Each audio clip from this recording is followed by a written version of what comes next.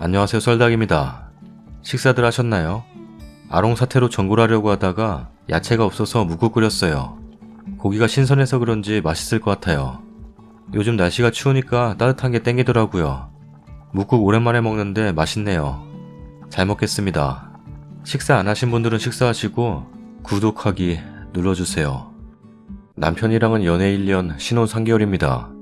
남편이랑 연애하는 중에 남편 전 여친에 대한 얘기도 알게 됐어요. 남편 전 여친은 남편보다 4살 어리고 3년 만났다고 들었어요. 왜 헤어졌냐고 물어보니 남편이 서울에 취업하고 장거리 돼서 자기가 찬 거라네요. 그래서 장거리라서 맘도 멀어졌나 보다 생각했어요. 그리고 여기서 회사 다니면서 절 만난 거고요. 근데 지난 주말에 남편이 퇴근하고 시부모님 뵙고 온다 그랬어요. 주말 내내 있을 줄 알았더니 금요일날 퇴근하고 갔다가 토요일에 점심 먹고 왔다면서 방에 들어가 바로 자더라고요. 근데 남편한테 시부모님 안부 여쭤봐도 별말도 없고 그래서 제가 직접 아버님께 전화드려서 안부 여쭸더니 요즘 시국 때문에 얼굴 보기 힘드네. 잘 지내고 있냐? 방구도 잘 지내지? 이러시는 거예요. 이때 남편이 거짓말한 거 눈치채고 그냥 아버님과는 전화 대충 마쳤어요. 그리고 남편 잘 때 핸드폰 봤어요. 분명 이걸로 욕하시겠죠. 전화 기록 봤는데 어떤 번호로 저녁 10시쯤부터 새벽 1시까지 20분 간격으로 전화를 했더라고요. 다 부재 중이었어요. 초기 와서 카톡도 보니까 더 가관이었어요. 방순아, 염치 없는 거 알지만 목소리 한 번만 듣고 싶어. 내가 그때 진짜 잘못한 거 알아. 매일 후회하고 있어. 지금 너네 집 앞이야. 그러면서 계속 아까 그 번호로 전화했더라고요. 이미 나 차단했구나. 그래, 그냥 여기서 나 혼잣말로 할게. 어차피 너 읽지도 않을 거. 이게 진짜 내 속마음이야. 과거에 사귀면서 좋았던 얘기들, 혼자서 씨부리는 말, 너 이럴 때 귀엽고 이럴 때 사랑스러웠고 내 품에 쏙 들어온 게 귀엽고 같이 한 거 생각나고 어쩌고. 그리고 새벽 2시쯤에는 전 여친한테 부재중 몇 통이랑 카톡 다 봐 있었어요. 술 마셨어? 우리 집 주소는 어떻게 알았는데? 내일 다시 전화해. 쪽팔려도 전화해. 남친이 전 여친이랑 만나던 곳이 여기서 차로 4시간 걸리는 지역이에요. 상황 파악해보니까 남편이 금요일에 차 끌고 전 여친 집까지 찾아간 모양이에요. 근데 또 전 여친이 집 주소 어떻게 알았냐고 물어보는 거 보면 남편이 전 여친 주소를 캤나봐요. 그리고 토요일에 남편이 자다가 오후 돼서 일어나더니 갑자기 편의점 갔다 온다고 나가더라고요. 담배 살 때 빼고는 편의점 안 가거든요. 분명 담배도 있는데 굳이 편의점을 지금 왜? 생각해보니 이때 전화하러 나간다는 걸 눈치챘어요. 아무리 봐도 만남이 없었더라도 이건 바람 피운 거고 이혼이 답인데 아무 생각도 안 나고 뭐부터 해야 될지 모르겠어요. 남편하고는 평소처럼 대하고 있긴 해요. 잠자리는 피하고요. 일단 카톡이랑 전화 목록 다 캡처해놨는데 남편한테 이거 들이밀면서 설명해보라고 할까요? 남편 연애 1년 동안 여자 문제 일으킨 적도 없고 전 여친 얘기할 때도 그냥 별 감정 없고 다 지나간 일인 것처럼 보였는데 저들 연애에 제가 낀 것 같고 기분 더럽고 이제 막 결혼했는데 이혼 생각하니까 진짜 깝깝해요. 근데 이 더러운 기분으로는 평생 같이 못 살아요. 댓글입니다. 저 정도까지 했다는 건 결혼도 상황상 떠밀려서 했고 3개월 내내 전 여친 생각하면서 살았다는 거죠. 저는 못 살아요. 내가 잘못한 것도 아니고 딴 여자 보고 싶어서 부모님까지 팔아가며 왕복 8시간을 운전하고 그 여자 집 앞에서 죽치고 오는 순정남하고 어떻게 살아? 이제 막 결혼했으니 아니면 빨리 유턴해야죠. 핸드폰 본 게 왜 욕먹을 일이에요? 거짓말하고 외박까지 해서 본 건데 시도 때도 없이 남편 전화 보고 사소한 것까지 꼬투리 잡는 게 이상한 거지. 숨길 게 없으면 언제든 오픈되어도 아무렇지 않아야 하는 게 부부 사이 핸드폰 아닌가요? 물어보면 당연히 빌겠죠. 아마 사는 내내 문득문득 우라가 치밀고 자는 남편 얼굴 갈기고 싶어질 거예요. 사회적 체면이냐 나의 진정한 행복이냐 잘 생각하고 판단하세요. 증거 남기고 차분하게 있는 거 모아두세요. 아주 잘하셨어요. 이런 일은 남편도 잡아야 하지만 시부모한테도 정확하게 알려서 이혼하는 명분을 알려야 합니다. 자기 아들이 얼마나 어리석은 놈인지 알아야 해요. 그리고 어떻게 아들을 이따위로 키웠냐고 따지세요. 와, 이건 다시 회복되기 쉽지 않을 것 같은데요. 남편이 용서를 구한다고 해도 저는 다시 시작 못할 것 같아요. 증거 더 철저하게 2중 3중으로 남겨놓으시고 오픈하세요. 이번 일 무마하고 그냥 살아도 님은 빈 껍데기하고 사는 느낌일 거예요. 남편이 고향이라도 가는 날이면 그 여자 만나는 거 아닌가 노심초사하며 평생을 살아야겠죠. 달콤한 신혼에 전 여친 찾아 헤맬 정도면 님에게 사랑은 없나 봅니다. 마음 아프겠지만 놓아주는 게 어떨까요? 여기서 증거 더 모아라, 상간 소송하라는 댓글 다 남 얘기라 쉬운 거죠. 자식이라도 있으면 모를까 돈 몇 푼 받자고 지켜보고 미행하며 증거 모으고 상간 소송하고 그 피말리는 꼴을 뭐하러 견뎌요. 쟤들이 쓰니 뜻대로 당해줄지도 모를 일이고 그 사이 당사자 멘탈 부서지고 자존심 깎이는 거 후유증 어마어마하게 남아요. 쟤들 만신창이 만드는 동안 쓰니도 너덜너덜해져요. 이혼해야겠다 마음 들면 최대한 빨리 털고 저런 인간한테 분리되는 게 쓰니 남은 인생을 위해서 나아요. 아는 놈도 그렇게 결혼하고도 지랑 아는 여자는 다 지 마누라한테 털리고 주접을 떨었는데 그렇게 못 믿겠으면 이혼하지 왜 사냐 싶더라. 나는 그놈 마누라가 징징대고 올 때 그런 놈이랑 살지 말고 네 인생 살라 했는데 애 때문에 못 갈라서고 지금은 음주운전 사고로 옥바라지 중이시지. 알았을 때 버려요. 늦으면 님 인생 딴 사람이 안 살아줘요. 남편 연애 1년 동안 여자 문제 일으킨 적도 없고 아직도 정신 못 차리셨네요. 만약 쓰니가 시아버지와 통화를 하지 않았다면, 그래서 남편의 핸드폰을 안 봤다면 그럼 남편은 지금 이 순간에도 여자 문제는 전혀 없는 사람인 겁니다. 이제 답이 보이시나요? 1년 동안 여자 문제가 없었던 게 아니라 여자 문제를 걸리지 않았다고 보는 게 맞는 겁니다. 아, 그래요. 결혼했지만 지나간 옛사랑이 그리울 수 있어요. 생각나기도 하고 보고 싶기도 해요. 사람 마음이라는 게 그리워하지 마, 생각나지 마, 그러면 바로 딱 그렇게 되나요? 여기까지는 그냥 본인 의지와 상관없이 떠오르고 생각나는 거니까 어쩔 수 없다 치자고요. 그런데 우린 보고 싶다고 다 찾아가나요? 뭐 생각이야 날 수 있지만 그래도 그냥 생각나는 거지 뭐 하면서 동시에 지금 배우자에게 미안한 마음 가지며 더 잘해줘야겠다 생각하는 게 정상의 범주에 들어가지 않을까요? 모든 사람이 획일화될 수는 없겠지만 정상의 범주라는 건 분명 존재한다고 생각해요. 그게 사회와 가정이고 배움이 필요한 이유죠. 결혼이 3개월 된, 심지어 기간이 뭐 중요하지도 않아요. 결혼 30년 되면 옛사랑 찾아가도 되는 것도 아니고 남편이 예전에 사귀던 사람을 몰래 찾아가서 연락하는 건 정상적인 범주를 훌쩍 뛰어넘은 비정상적인 행동입니다. 팔다리 멀쩡하면 건강한 건가요? 남편은 정신적으로 건강하지 못한 사람이라 생각해요. 쓰니님 확실하게 이혼하실 거면 양쪽 집에 공론화 하세요. 증거 뿌리고 이러한 이유로 더 이상 살 수 없다 하세요. 전 여친이 얼마나 그리웠으면 왕복 8시간 거리를 가고 집 앞에서 죽치고 있었을까요? 저는 마음이 다른 데가 있는 이런 사람과 한평생 살 수 없다 적으면 돼요. 친정 부모님께는 짐 싸서 가시고 똑같이 말하세요. 남편이 알든 말든 양가 부모님께 말하고 남편이 발광하든 쫓아와서 빌든 이혼 서류 내밀면 됩니다. 애 없으면 이혼도 덜 복잡해요. 이혼 생각 없으셔도 양쪽 다 알리는 게 맞아요. 일 크게 만들수록 2번 다시 딴 생각 못해요. 다음에 또 그러면 그땐 무조건 이혼할 각오하시며 사셔야 해요. 근데 이혼 안 하면 사는 게 사는 것 같겠나요? 의심하며 살 텐데. 다음 사연입니다. 간단하게 쓰겠습니다. 저랑 친구는 91년생, 이제 31살입니다. 저는 햇수로 결혼 2년 차이고 지금 임신 중인 반면 친구는 결혼을 일찍 해서 벌써 5살, 3살 아들이 있어요. 그 당시 친구가 첫째를 낳을 때 같이 다니던 무리 중에서 첫 출산이라 모두가 관심도 걱정도 많았어요.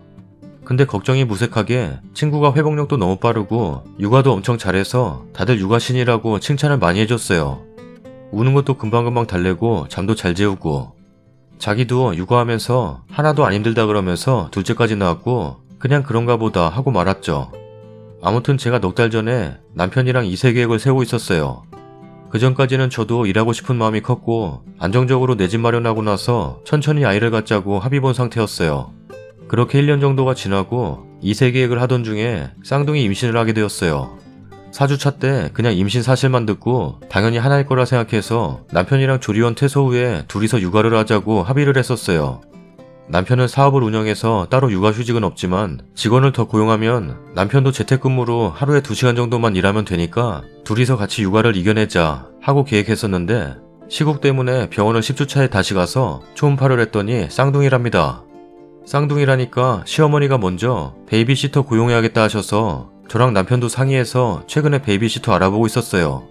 근데 육아 잘한다는 친구가 베이비시터 고용한다는 걸 듣고 나는 혼자서도 충분히 한 명 케어했는데 너네는 남편도 쉰다면서 굳이 베이비시터를 쓰냐? 부부가 2명이니까 쌍둥이 케어 무조건 가능할 거야. 이런 식으로 베이비시터 쓰는 걸 말렸어요. 쌍둥이인 거 알기 전에도 남편이 같이 육아한다니까 뭘 굳이 그러냐? 애 크면 교육비에 돈 많이 들어가는데 지금 빡세게 벌어야 되는 거 아니야? 라면서 저를 엄청 가르치더라고요. 그때부터 친구가 선 넘는 충고를 하는 것 같아서 기분이 언짢았는데 베이비시터에게 친구가 거품을 물어요. 평소에도 친구가 짠순이 기질이 있어서 다른 친구들이 뭐 산다 그러면 더 싸게 사라고 다른 쇼핑몰을 추천해준다거나 이런 적은 있었는데 아이 문제는 경우가 다르잖아요. 저는 평소에도 체력이 약해서 혼자 못하겠을 뿐더러 남편이 집에서 일한다고 매출이 줄어드는 것도 아닌데 돈 낭비라면서 저를 무시해요 계속. 너가 아직 초보 엄마라 뭘 모르는 거야. 아이들이 얼마나 순한데 그걸 못 견디겠냐? 못 견디면 엄마가 맞냐? 이런 식으로 말해요. 제가 너는 잘해냈겠지만 나는 부족한 사람이라 돈 더 들어도 베이비시터 고용해서 편하게 육아하고 싶어. 꼭 너가 내 시어머니 같다 하고 넘어갔는데 그 이후로 계속 뭐 할 때마다 비꼬는 것처럼 말해요. 이제 16주차쯤 되고 배가 많이 불러오니까 남편이 미리 유모차 세척기 등등 사놓고 아기방도 꾸며놓자 해서 슬슬 준비하고 있는데 제가 안방이랑 분리해서 다른 방에 아기들 침대 놓을 생각이라고 다른 친구한테 말하는 걸 듣고 너가 뭘 몰라서 그러나 본데 그러면 안 돼. 라면서 조언해준답시고 참견해요. 저희는 베이비시터분이 오신다면 안방에 같이 있는 게 불편할 것 같기도 하고 어차피 아기들 방에 소파를 놓을 예정이라 아기들이 울어도 소파에서 잘 수 있어서 방 분리하는 게 괜찮은 것 같아요. 친정엄마도 그러는 게 좋다 그러고 주변의 사촌 언니들도 괜찮다 그러는데 이 친구가 유독 제가 뭘 하겠다 그러면 너가 뭘 몰라서 그러나 본데 너가 아직 애를 안 낳아봐서 그래. 보는 내가 다 돈 아깝다. 너는 더 배워야겠다. 이렇게 말해요. 같은 무리가 4명인데 다른 한 명이 먼저 저한테 제 말하는 거 선 넘는 것 같다고 연락까지 할 정도예요. 지금도 아이 낳은 다른 친구가 단톡방에서 육아 프로그램 같은 곳에 아이들 놀이방 만들어 놓은 영상을 공유했길래 나도 놀이방 만들어주면 너무 좋겠다. 나도 놀이방처럼 방 하나 꾸며야겠다고 답했는데 주방이나 거실에서 안 보이면 애가 혼자 놀 때 위험해서 어떡하냐? 라면서 제 얘기에 초쳐요. 제가 볼 때는 얘 그냥 능력이 안 돼서 못하는 건데 자기 경험이 진리인 것처럼 얘기해요. 지금 너무 스트레스 받아서 알람 안 울리게 해놓긴 했는데 한번 뭐라고 하는 게 낫겠죠? 뭐라고 말하는 게 현명한지 조언 좀 해주세요. 제가 말주변이 없어서요. 댓글입니다. 2살 차이 나는 애 동시에 보는 거랑 쌍둥이가 어떻게 같아? 친구 헛소리 듣지 말고 우린 돈 많아서 괜찮아. 시가에서 주신대. 시터 써도 네 남편 월급 정도는 남아. 이러면서 속 긁던가 아님 차단해버려요. 전에 누가 그랬는데 친구가 뭐라고 하든 그래로만 대답하라고. 그래도 안 되면 무조건 묻지도 따지지도 않고 물음표하면 된다고 했어요. 무시해요. 남편이 돈 잘 벌어서 편하게 육아하는 거 샘내는 걸로 보이는데 그냥 무시하고 쓰니 하고 싶은 대로 해요. 시터도 쓰고 애기방도 꾸며주고 그 친구 부러움에 쓰러질걸요? 자기도 친구들이 육아신이라고 떠받들어주고 해도 사실 혼자서 고생 많이 했을걸요? 순진한 애라고 진짜로 아무것도 안 해도 크진 않거든요. 근데 친구 자존심이 세서 티 안 내고 친구들한테 오, 육아신이다. 하는 게 좋아서 그냥 자기를 포장했을 거예요. 근데 님도 애기 낳아서 자기처럼 고생하다가 너무 힘들어. 엉엉엉. 넌 어떻게 그렇게 쉽게 키우고 둘째까지 낳은 거야? 하면서 괴로워해야 하는데 그럼 자기 콧대도 더 올라가고 으슥해질 텐데 얘는 남편도 집에서 같이 육아한다고 하네. 거기에 돈 써서 시터까지 쓴다네. 편하겠네. 아이고 배 아파. 너도 나처럼 힘들란 말이야. 나처럼 힘들어서 징징거리란 말이야. 이거죠. 사람은 남에게 진심 어린 축하를 하는 것보다 연민을 주는 게 더 쉬운 존재거든요. 님이 힘들면 위로해줄 수는 있는 친구이지만 님이 잘 살 때 축하해주기에는 어려운 친구인 것 같네요. 남편 돈도 많이 버는데 이럴 때 쓰지 언제 쓰겠어. 괜찮아. 우리는 돈이 있으니까 괜찮아. 하고 무슨 말을 할 때마다 돈이 많으니까 괜찮다고 말하세요. 실컷 부들부들거리다가 떨어져 나갑니다. 제일 짜증나게 하는 방법은 오, 역시 네가 육아신이라 잘하는구나. 알려줘서 고마워. 하고 나서 쓰니 맘대로 하는 겁니다. 부러워서 그래? 라고 한마디만 하면 발광할걸? 친구가 베이비시터 왜 쓰냐니 공동육아 이상하다니 그런 건 배 아파서고요. 아이 놀이방 만들어주는 건 내가 먼저 나와봤으니 널 가르치고 싶어. 내가 너보다 우위이고 싶어 해요. 저는 놀이방 의견은 그 친구에 공감하고 눈에 보이는 게 좋아서 거실에서 놀게 해요. 놀이방 안 만들었고요. 근데 그건 제 방식이고 각자 방식대로 하는 거죠. 남인데 뭘 참견이래요. 친구가 살면서 인정받은 게 육아 하나뿐이니 그럴 수밖에요. 풍족한 삶을 사는 분이라면 그렇지 않죠.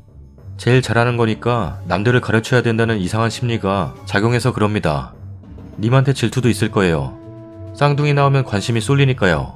또한 친구는 베이비시터 꿈도 못 꿨을 거예요. 그러니 말리는 거죠. 부러우니까요. 아마 쓰니 애들 좋은 옷 입히면 그거 갖고 뭐라 할 겁니다. 금방 크는데 돈 아깝다고요. 유모차 좋으면 또 얘기하겠죠. 나머지 친구들까지 도를 넘었다 생각할 정도면 심각한 거잖아요. 앞으로 아이가 커가는 동안 참견이 계속될 겁니다. 이런 사람들은 좋게 얘기하면 몰라요. 스트레스 오롯이 다 받지 마시고 얘기하세요. 친구가 네가 몰라서 그러는 말인데 어쩌고 하면 내가 몰라도 내 취향대로 하고 후회하지 뭐. 내가 진짜 궁금한 거 생기면 그때 너한테 물어볼게. 그동안 많이 알려줘서 고마웠어. 썰닭입니다. 첫 번째 사연은 뭐지? 결혼했는데 전 여친한테 왜 저러는 걸까요? 두 번째 사연은 저는 친구 말도 어느 정도 맞는 것 같아요. 애 안 보이는 곳에 두는 건 좀 남일에는 적당히만 청결하는 게 좋은 것 같아요.